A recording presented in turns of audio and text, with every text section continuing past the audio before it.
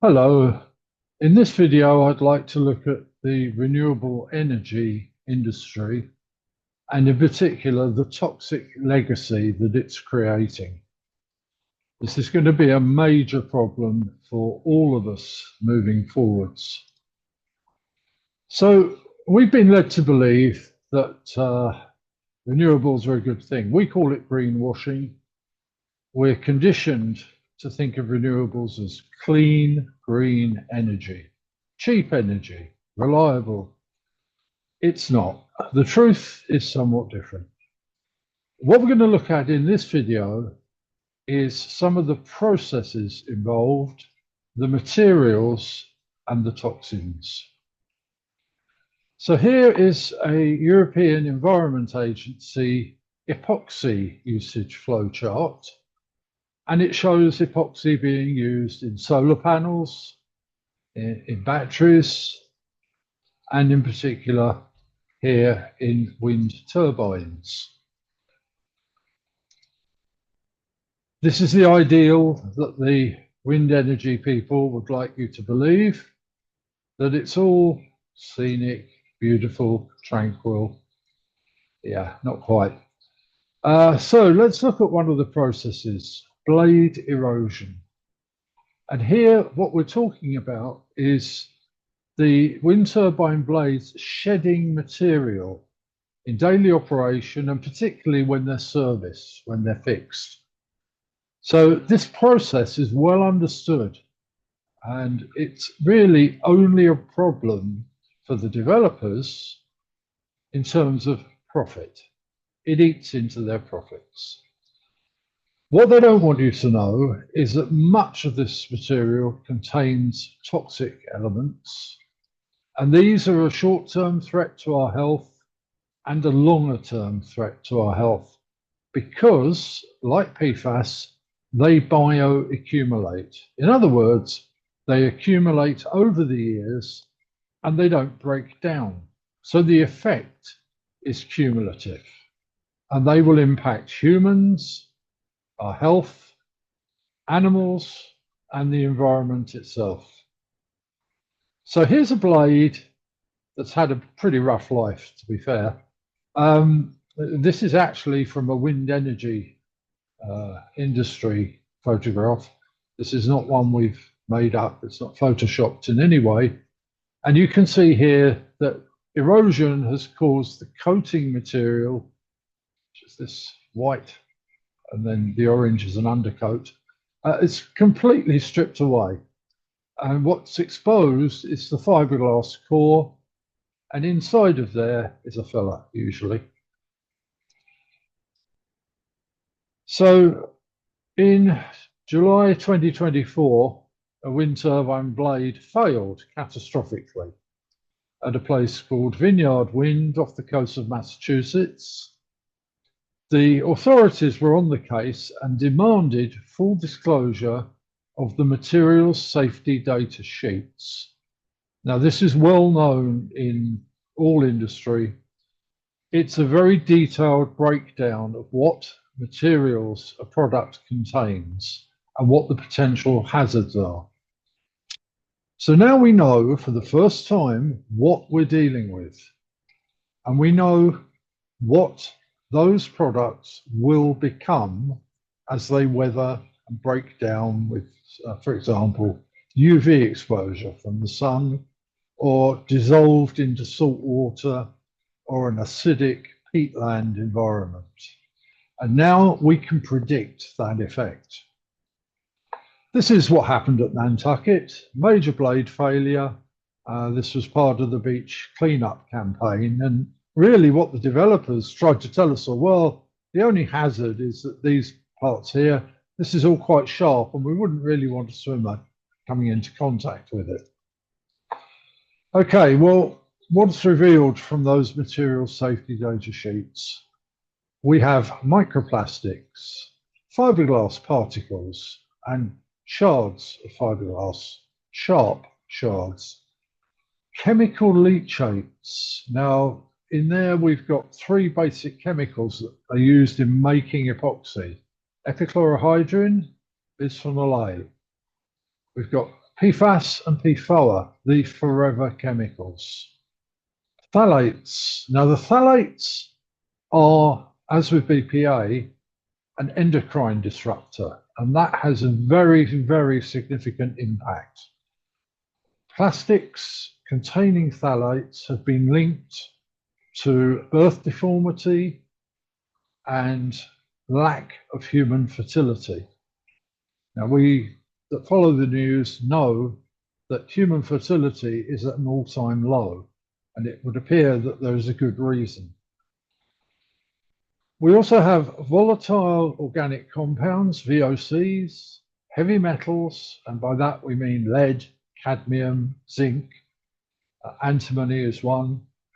And also in that mix are the catalysts, the amines or anhydrates. And these are families of chemicals where we don't know exactly which one has been used, and we don't really know quite how toxic, but none of them are good, rest assured. So in the vineyard wind case, there was a lot of green foam that looked like what your mother might use for flower arranging, bobbing about in the ocean. Oh, totally harmless. No, that's polyethylene terephthalate, PET. It produces antimony when it breaks down in salt water. Antimony is a heavy metal. Problems, cancer, heart problems, liver problems, and kidney problems, all linked to antimony. It's also part of the microplastics part of our calculations as it breaks down. So what are those calculations? Well, the UK fleet of wind turbines is around about 11,500. Most of them are relatively small. Some of the larger ones coming into service now. Blade length on the larger ones, 76 meters up to 80 meters, 30-ton weight. So we looked at this and we said, well, okay, what's a reasonable assumption for the average repair quantity rather? And that's every source we could find, and the industry is saying nothing on this, of course, but the average repair, 60 kilos per blade every maybe 3 to 4 years. So we worked it out on 862.5 tons of repair material per annum. And we've got columns here for the substance, the yearly total, and the 25-year total. And the 25-year total was done because a lot of wind farms were using this as a yardstick for lifetime. But in actual fact, now they're applying on the basis of 35 or 40 years. So these quantities are very conservative. Also in here, we don't include complete blade failures. So then you might have, 10 tons of material going into the ecosystem in one go, and well, how much of that is going to be recovered? Anyway, you can see here microplastics, 500 tons over 25 years. PFAS, that's pretty shocking. PFAS, by the way, is described as the new asbestos within the health and safety industry. It's a serious issue. These two, epichlorohydrin and bisphenol A, smaller amounts, they leach somewhat differently. They are highly toxic. So we're dealing here with some of the most harmful toxins we know. Microplastics, we know it's in the news almost daily. Microplastics. Microplastics have been found in a cave, they've been found in a glacier, they've been found all over the place.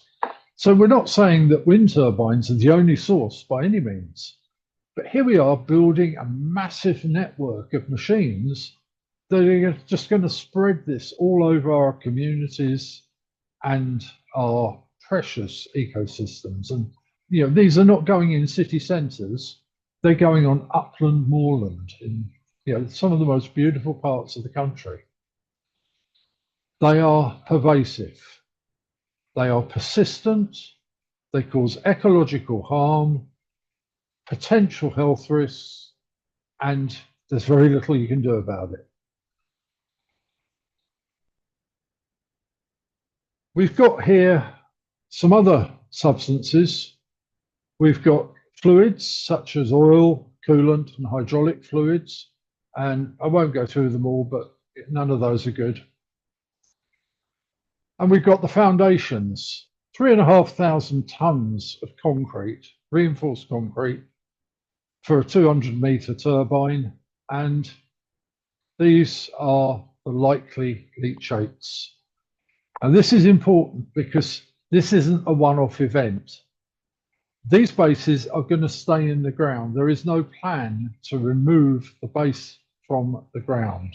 When the wind farm is decommissioned in 35, 40 years, the membrane underneath this that separates concrete from ground is going to be deteriorated, and this will be leaching out. It's already leached out in wind farms under construction in the UK, notably Viking Shetland, where one of the burns up there used to contain trout, doesn't anymore, contains a lot of lime trying to get the leachates out of the water. So this is a long-term problem. And the upshot is that if this continues, then the land is going to look like this for many, many years because nothing will grow there. So where does it all go? Well, let's talk about service work. You cut out the damaged section of the blade and then some, because there are standards for how your cuts need to be made so that the new material will bond. Then new material is put in, it's allowed to cure, and then it's sanded using a power sander, an angle grinder, if you like. And there's no vacuum collection. So whatever that dust is, and it's fiberglass dust or epoxy dust, that's going into the air. We're going to be breathing that in. The other thing I would say is there is no recycling at anything like the scale required. These are going to end up in landfill if we're not very, very careful, and it's quite likely they are now. So the problem, 135,000 tons of blade material coming out of service over the next decade in the UK. And how much can we recycle? 1,000 to 2,000 tons per annum. Do you see? There's a huge gap. And when you look into, well, surely we need to up the recycling, but it's not in anybody's interest. It's not economically viable. So there's a big challenge there. So all of these things brought together will build up in the environment and in us. And eventually there'll be a tipping point.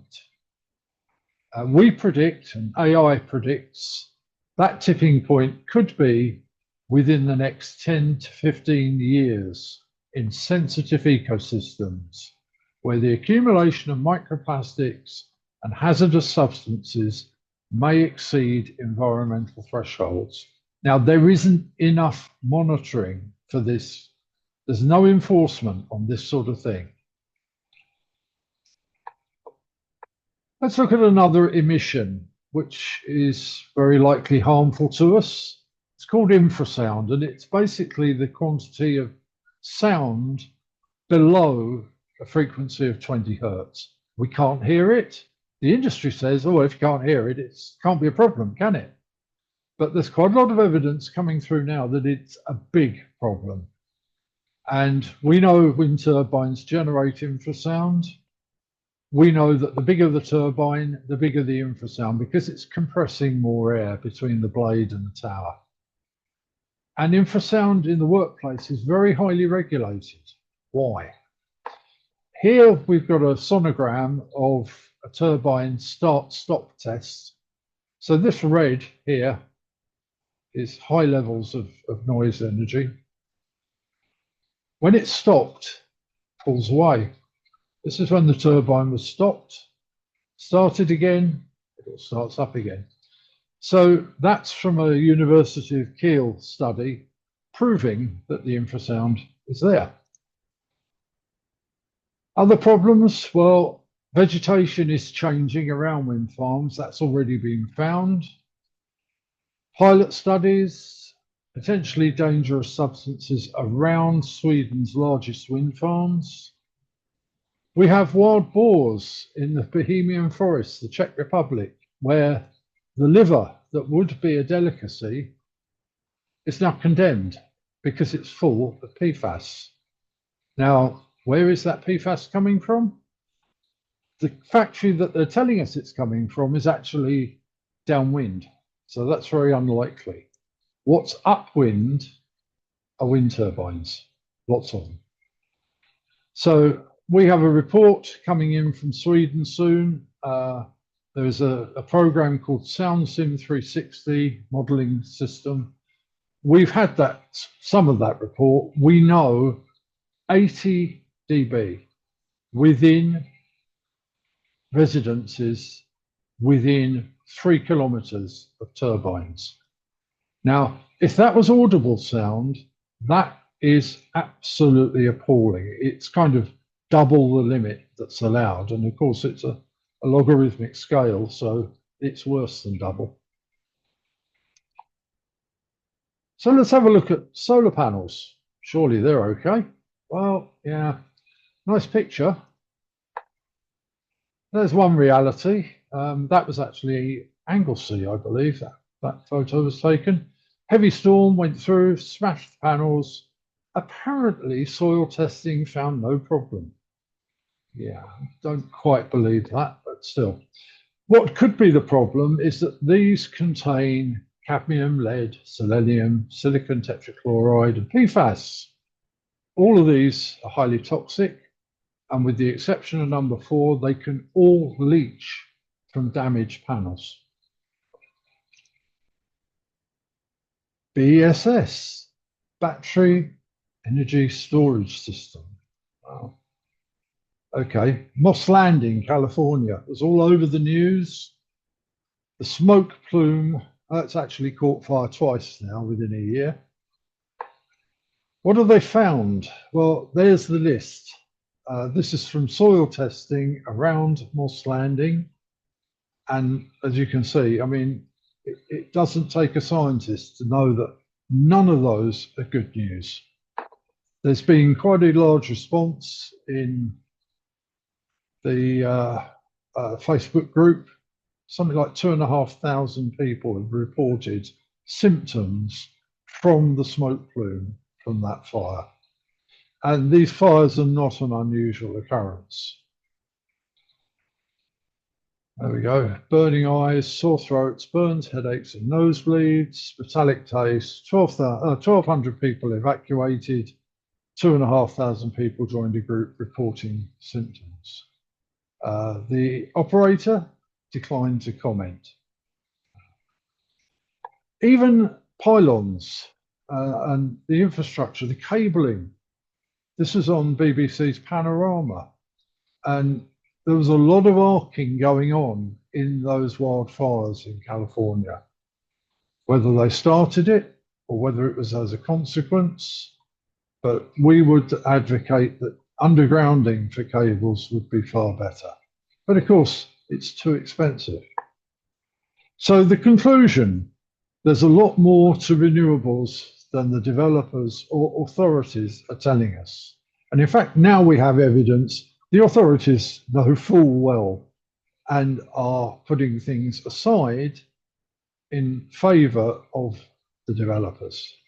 So there's no transparency, there's no proper scrutiny. And for farmers, we'd say, do you really want this on your land, near your home, near your family, and near your livestock? And I can answer that with a no. I wouldn't want it anywhere near me. So I hope that's helped explain. I know I've skimmed through relatively quickly.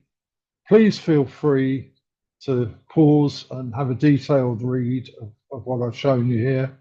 And please get in touch if you've got any questions. Thank you very much. I'm Tim Smith at Motvind UK.